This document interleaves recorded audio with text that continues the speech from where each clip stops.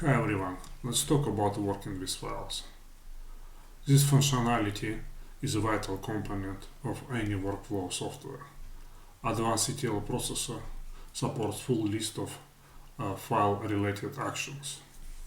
Here we have package demonstrating the list of available file-related functions.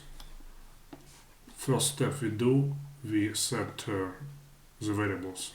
Data variable is used to save data into the file, and we also have a root folder. So next step, we just save a data variable or value into this file, and we check if file actually exists using variable. Then we save another string. This time we save it from the variable, and we compare to files.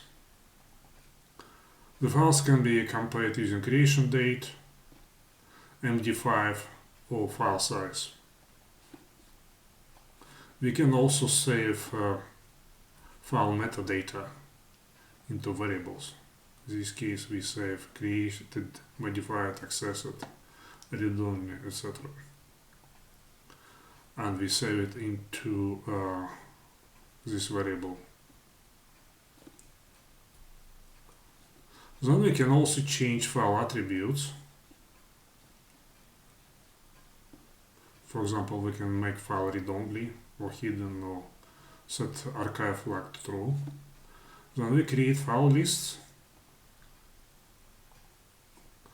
And another step allows us to open the files. That can be very useful. Let me run the package and you'll see what I mean.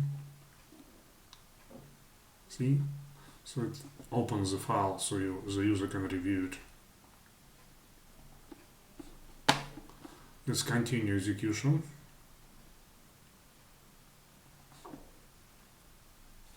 We can also delete files. We can create folders. We can copy files.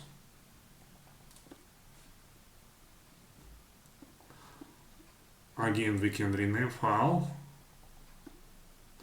I think it is also possible to rename multiple files. Then we can merge files or move files.